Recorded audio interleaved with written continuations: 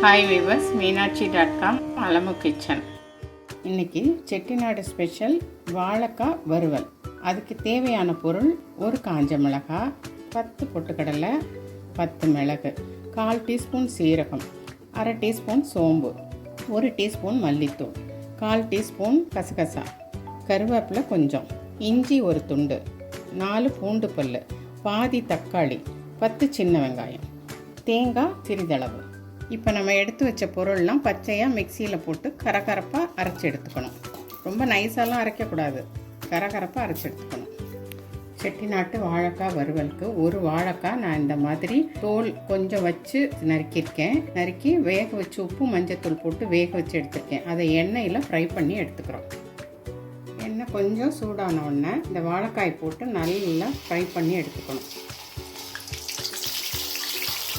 இப்படி வாழைக்காய் இந்த மாதிரி தோல் கொஞ்சம் இருந்தால் உடையாது வாழைக்காய். ஒரு கொதிக்க அவிய வச்சுக்கணுங்க. ரொம்ப குழஞ்சி போனாலும் அப்புறம் எண்ணெயில் போடும்போது குழஞ்சிரும். இப்படி ஒரு கொதிக்கு வேக வச்சு எடுத்துக்கிட்டு இதை நல்லா ஃப்ரை பண்ணி இந்த மாதிரி ஃப்ரை பண்ணி எடுத்துக்கணும். வாழைக்காய் வறுவலுக்கு தாளிக்கிறதுக்கு சும்மா பேருக்குங்க, வெறுமனை எண்ணெயில் போடக்கூடாது எதுவும். கொஞ்சம் பெருங்காயம், கொஞ்சம் கடுகு, சோம்பு. அந்த வறுத்த எண்ணெயிலே தான் நான் கொஞ்சம் எண்ணெய் வச்சுருக்கேன். இந்த அரைச்சதை மிக்சியில் அரைச்சி வச்சுருக்கோம் இல்லையா, கொஞ்சம் குறக்குறப்பாக தாங்க அரைக்கணும். இதுக்கு நைஸாக அரைக்கக்கூடாது. கொஞ்சமாக தண்ணி விட்டு கழுவி ஊற்றிக்கலாம், ஒன்றும் தப்பு இல்லை. ஆனால் கிட்டக்கவே இருந்து அப்படியே வறுத்து செவக்க முறுமுறுன்னு எடுத்துடணும். செட்டிநாட்டு சைடு கல்யாணத்துலலாம் இது வைப்பாங்கங்க. இப்போ இந்த அரைச்ச மசாலாவும் போட்டு கொஞ்சோண்டு தண்ணி கழுவி ஊற்றிருக்கேன். அதுலேயே இந்த வறுத்த வாழைக்காயை அதில் போட்டுக்கோங்க.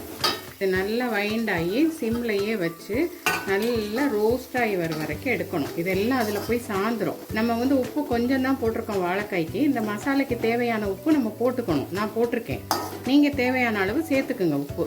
நான் அரைச்சி வச்சுருக்க கறி மசாலா பொடி போடுறேங்க. நான் எல்லாத்துலேயுமே என்னுடைய நான் அரைச்சி வச்சுருக்க ஃப்ளேவர் சேர்ப்பேன். இப்போ உப்பு, நான் சேர்த்துருக்க கறி மசாலா பொடி, நம்ம அரைச்ச மசாலா எல்லாம் சேர்ந்து இப்படி வைண்டாகி இப்படி வரணும்.